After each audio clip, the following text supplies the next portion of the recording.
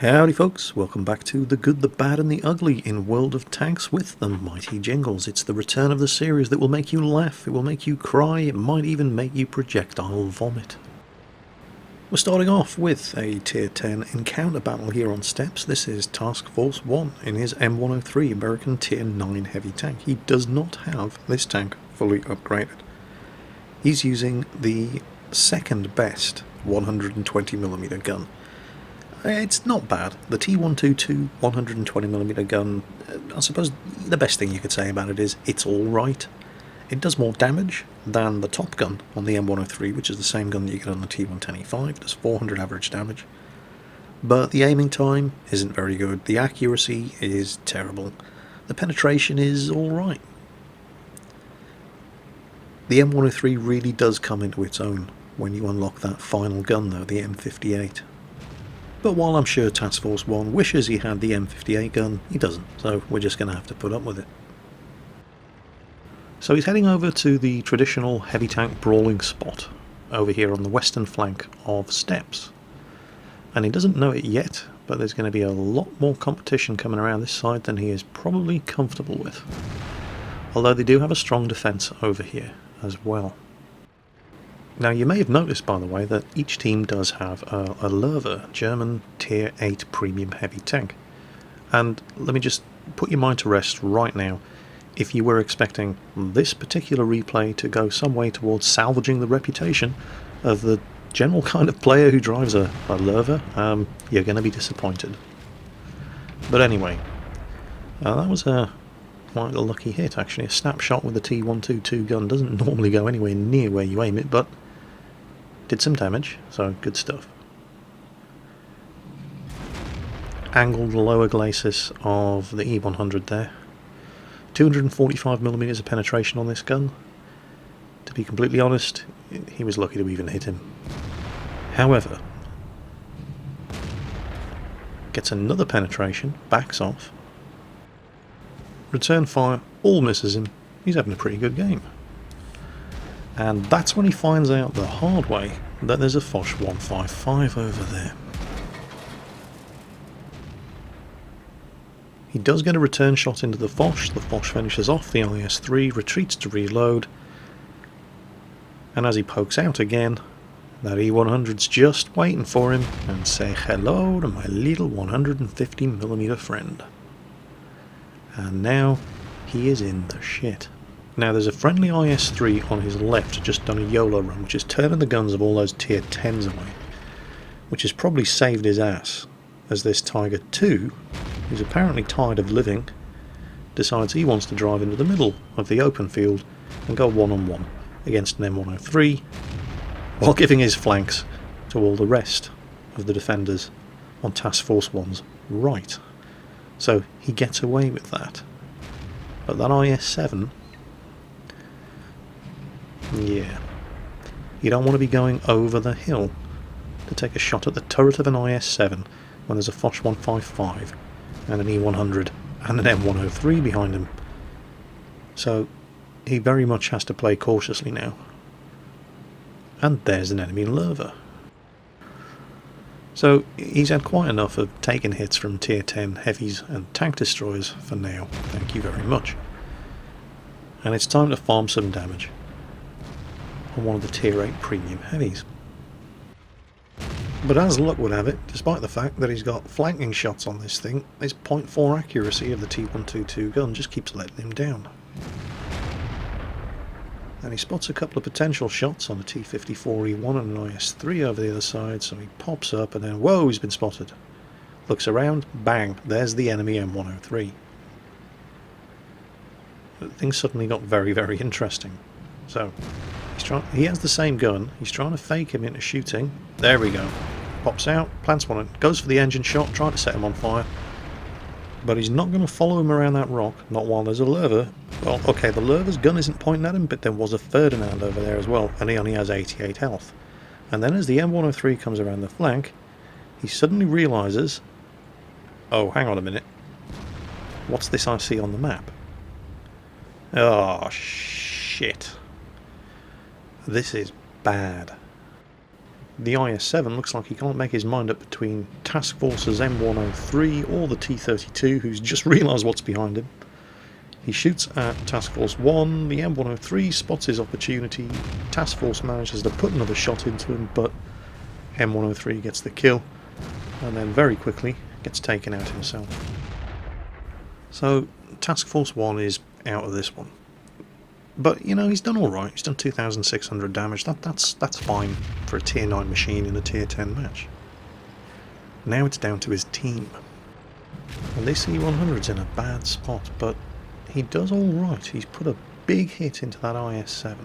He's had a bit of luck. That enemy E100 missed a perfect shot at his lower glacis as he retreated over the ridge. But now they're both angled perfectly against each other, and here comes the Foch 155. Oh, now against the IS-7 and the E100 this guy might have had a chance. But not against the Foch as well. And a T-69 comes running over to try to save him against the Foch. If he'd been a second faster, this might have ended very, very differently. But unfortunately for the T-69, all he's done now is sealed his own fate. There's no way he's getting out of there alive. Now, they do have a Lerva sitting in the cap circle. Now, remember, I mentioned at the beginning that neither of the Lerva drivers in this game do anything to help save the reputation of tier 8 premium heavy tank drivers. Just you wait. Now, they've got the cap at 65, the scores are even, but the enemy, okay, they've just lost a tank. They're now winning, but it's only 4 against 3, and the enemy have 2 very powerful tier 10 heavy tanks. Tier 10 heavy tanks that still have most of their health. Now, I rarely deal in absolutes when I'm saying things about World of Tanks. I know everybody's going to say, oh, Jingles says you should never cap, you should always fight. No, I did not say that. I said if you are in no danger of losing, and you can kill the remaining enemy tanks, it's always better for you to kill the enemy tanks.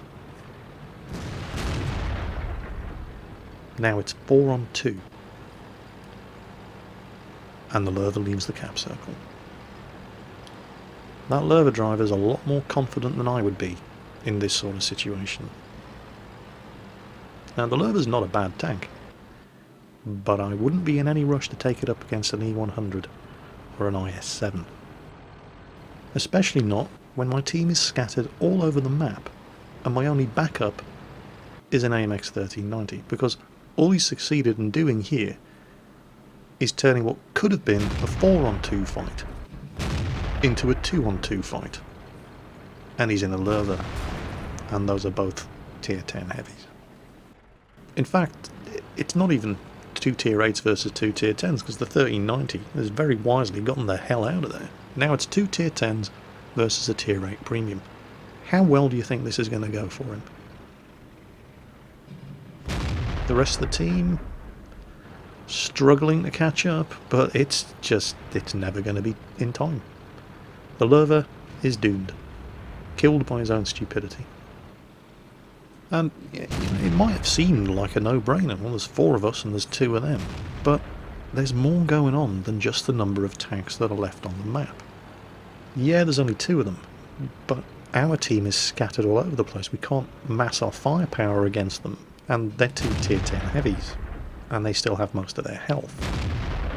It was a terrible, terrible decision. Going for the cap was definitely the right thing to do. And that's why I really don't like, rules. You always kill all the enemy tanks, or you always cap whenever you can. The only thing you should always do is use your head and judge the situation. Do whatever seems like the best thing at the time, based on all of the available information. Because suddenly it's not 4 on 2 anymore. Now, that IS-7 has a 130mm gun. High explosive would have killed that E100, but okay, maybe he had an armor-piercing round loaded and he just fired it to clear his barrel. Now load high explosive. Load high explosive and fire straight at the front of the turret of that E100, and then it's 2 on 1. You have more health than the other IS-7, and you've got a 1390 who can circle around him. Just load high explosive, fire it at the front of the E100, and you've got this. That's all you have to do.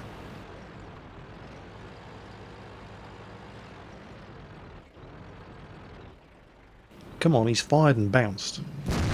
Okay, so you missed. Alright, well, that's alright, no problem. That they're not coming up, you've got plenty of time to load high explosive. AMX 1390, why are you shooting at his spaced armour?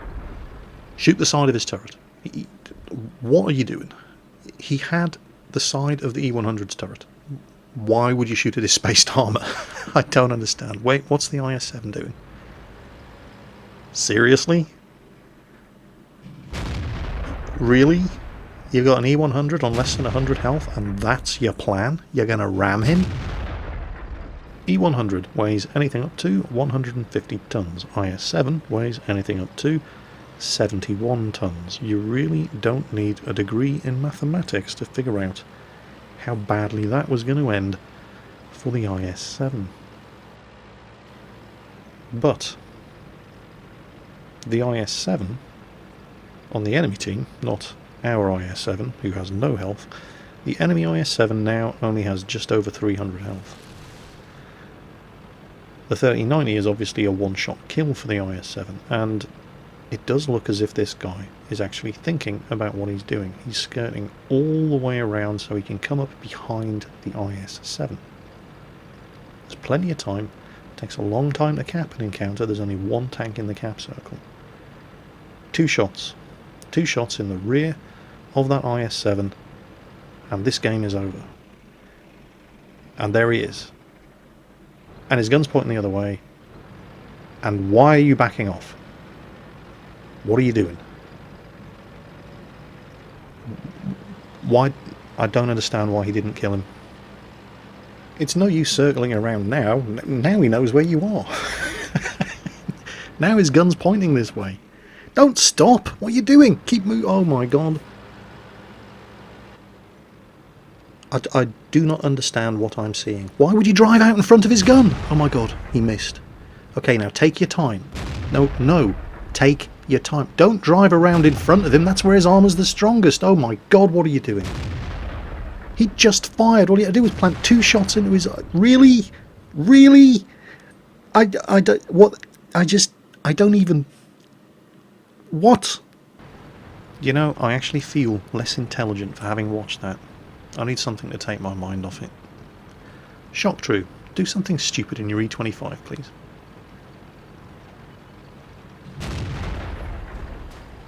That'll do.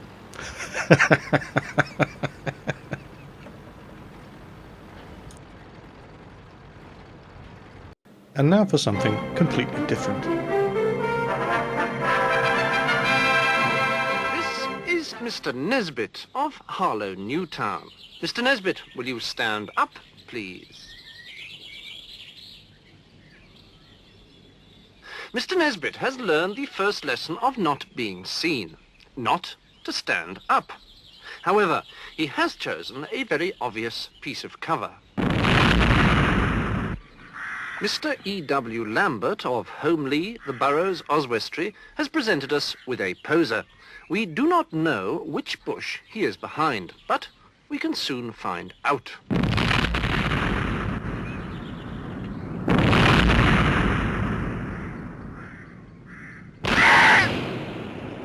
Yes, it was the middle one. Yes, it was true for Monty Python in the 1960s, and it's just as true for us today. This is Mr. Hetzer McHetsington of 32 Prinz Albertstrasse, Berlin. He cannot be seen, but he has chosen a rather obvious hiding spot.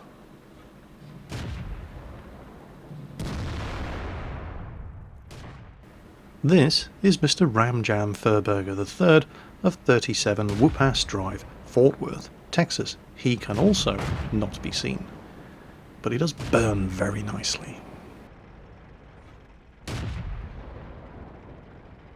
Meanwhile, Mr. Wee Jock McPlop of 37 CU Jimmy Avenue, The Gorbals, Glasgow, is so well hidden he has not actually been detected by any friendly tank this entire game. However, If he is going to insist on occupying the most obvious camping locations, players like Curadan here, in his Sherman Jumbo, are going to kill him every time. Not once, not twice, 3 times in one game. Just because they can't see you, doesn't mean you're safe. Final replay in this compilation. This is, you know, I'm not sure how to pronounce that. Misawar? Mesawar? Just going to have to call him Dave. That's what I do, isn't it? You know? Dave in his KV2. Dave drives a lot of tanks, doesn't he? He's in all of my videos. Anyway, here's Dave in his KV2. It's a tier 6 game on Mountain Pass. He's got the 152mm howitzer and he has nothing but high explosive ammunition. There's a bit of a bug in chat on this replay, by the way. You keep seeing everything twice. Just I don't know what caused it, but it's there. Now, Dave's been spotted. And he doesn't stop, because otherwise that would have hit him. He takes a hit there anyway. He's got to get round into cover. Took a speculative shot at those guys in the bushes and the rocks on the other side of the dry riverbed, but there is no way he is going to stop sideways on with no cover to take shots at these fellas. The KV2's 152mm gun. Well, there's his first kill. Firing high explosive ammunition is actually, it has 86mm of penetration with its high explosive ammo and does 900 average damage. The armor piercing ammunition, which is not very good, has 110mm of penetration, which isn't that much better, and does 700 average damage. The premium ammo for this thing is premium armor piercing. It's not high explosive anti-tank. And it only has 136mm of penetration. There really isn't much reason to use anything other than high explosive ammunition with this gun, because it just wrecks everything that it hits. Even if it doesn't penetrate, it's going to do 300 or more damage just by exploding on the armor. Which means that you don't even need to penetrate tier 4 or 5 tank destroyers or medium tanks in order to just obliterate them. And even if you don't penetrate the armor of, for example, a heavy tank, you're going to do 300, 350 damage to him, and it's high explosive ammunition. It does masses and masses of module damage, so you're going to kill crew, you're going to knock out, you're going to blow his tracks off, you're going to kill his engine, you're going to damage his ammo rack. It's incredibly annoying getting hit by this gun, even if it doesn't kill you outright. And of course, the other thing to do with high explosive ammunition is it has a splash radius. You can kill more than one tank with this thing, as long as it goes off near enough to them. You don't even need to score direct hits. Anyway, 2 victims. Right. Now the AT2 and the Matilda may survive a direct hit, so he goes for the Stug, which was a very, very wise choice. Unfortunately, the guys down in the dry riverbed are not his only problem. He's got bad guys on his flank too, so he turns his frontal armour, tries to angle, moves up for a better shot. Yep, Sherman. There we go. That's what this thing does. Now unfortunately, he's still getting shot by the flat panzer, who seems to have momentarily lost sight of him because the shooting stopped. But no, he's been spotted again, and here it comes. And artillery hits him and blows his tracks off. But he's got a shot at the flat panzer. It's not much of a shot, but it's good enough. And there's his 5th victim. So, one more. Top Gun. Seems like the flat panzer and artillery's having a go, and there's somebody around behind him. It looks like the guys in front of him, the flat panzer and the Sherman, were the only 2. But now there's a KV-1 coming around behind him, but that's alright. There's a KV-1 with him. the KV-1 with him will be the guy who spotted him. Unfortunately, the KV-1 with him seems to be driven by Herpicus McDurpington. Because believe it or not, that guy's gun is still pointing in the direction of where there are no enemy tanks, completely oblivious to the fact there's a KV-1 behind him. So, taking advantage of, well, we'll call him cannon fodder. Now, this is the first shot he's fired that missed. He's not too worried about the KV-1 behind him because, knowing World of Tanks players the way I know World of Tanks players, the KV-1 behind him is going to be occupied with the KV-1 to his right. And we really need to finish off this AT2. Oh, that'll do. Checks behind him for this KV-1 again. Still not showing up. Seems to have been scared off by this presumably AFK KV-1 beside us. And oh, hello. Come on, reload, reload, reload, and bingo. So, 8 kills, which is nice. Taking fire from the front though, on low health. Now what happened to that KV-1 behind us? Can't quite get the gun. Oh, there it is. There it is. There's the shot. There's the shot. Come on, reload, reload. Yeah! Okay, now it's time to worry about the KV-1 behind us, who still hasn't been spotted. Oh, there he is. He's shooting Herpicus McDurpington in the back of the turret, and he's definitely AFK, but we can use him. Even though he's AFK, he's still absorbing enemy fire. There he is. Oh, hello!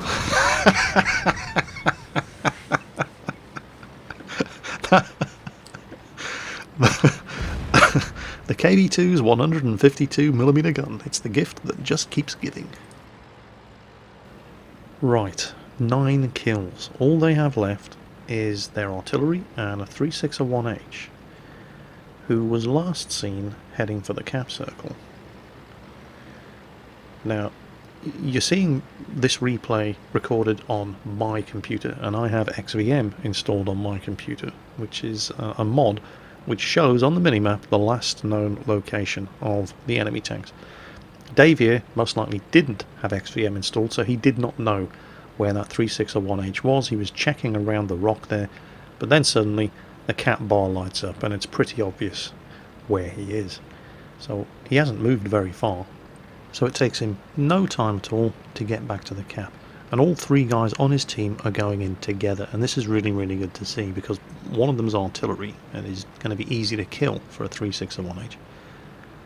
The Sherman there has the merest sliver of health, and Dave doesn't have an awful lot of health either. So it's important that when you're in this sort of situation, you all go back together. Sherman fires, misses. Dave takes a hit, artillery fires, hits him. Oh, he's only set him on fire. Now, he didn't penetrate the 361H. 361H has got 100mm of armour at the front. His high explosive shell, 86mm of penetration. But it did so much damage that it left him on really low health, set his engine on fire. That HE module damage, it gets them every time. He's now on 10 kills. So, now, artillery's the only one left, but there are 3 different ways. Artillery's either going to be sitting in the base waiting for these guys to come, or he's going to try to slip past them and cap. And there's 3 different ways he could go. So what the guys are doing here is they're all going to split up and cover a different approach. Now if the worst happens and one of them does run into the enemy artillery and dies, at least then the other 2 know where he is. So Dave is taking the bridge across the middle. The Bishop artillery is going up the east flank, and the Sherman was going up the east flank. He's turned around and he's going to go around to the west. Now Dave's arrived at the enemy base, but he doesn't just blunder in there. He's waiting for backup, because what you don't want to do is all enter the base one after the other, because you just give the artillery the chance to kill you one after the other. So he's waiting for his backup to arrive. That way, if one of them dies, the other one can get the kill. Stops, takes a look. He has not been spotted, so the artillery is not in the trees at the back of the base. The bishop's moving up. He hasn't seen anybody. Somebody's pinging the back corner of the base there, but no. Dave has sixth sense. If artillery was up there, Dave's sixth sense would have gone off. He's trying not to drive into the cap circle because he hasn't been detected. He doesn't want to tell artillery where he is. Oh, crap. Well, now that griller knows he's being capped. But where the hell is he? Oh, there he is, you sneaky German bastard. Now from down here, Dave can't tell which way that guy's gun is pointing. And it looks like the Sherman is trying to aim at him, which probably means he's pointing his gun at the Sherman. Yep, he was. He was taking cover from behind that rock while the Sherman was trying to get a shot at him. Well, the Sherman's down, he's paid the price for it. But here comes the bishop. And Dave is in no rush. He's quite happy to sit here waiting for the bishop to arrive. He's capping. That griller is going to have to do something, or he's going to lose. He spots the bishop, he comes out to get him, but then he gets close enough to spot Dave in the KV2. And he knew Dave was down here anyway, but it makes him hesitate anyway when he sees him pop up on the map, which gives the bishop time to get up the hill. Griller gets a shot into him, not good enough. The bishop seals the deal. So it's always nice to get a Pools Medal, Steel Wall and Top Gun in the good old KV2, because, you know, it's a horribly underpowered tank, isn't it?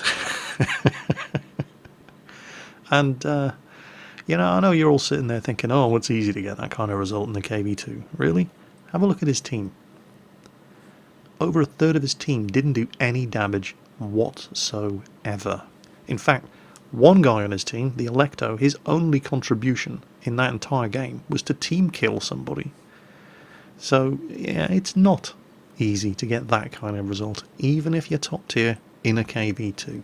Shout-outs, of course, to the Sherman Easy 8 driver and the Bishop driver, without whom Dave probably would have lost.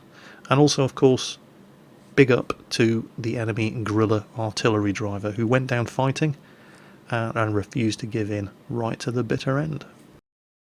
As always, folks, take care on that battlefield, and I'll catch you next time.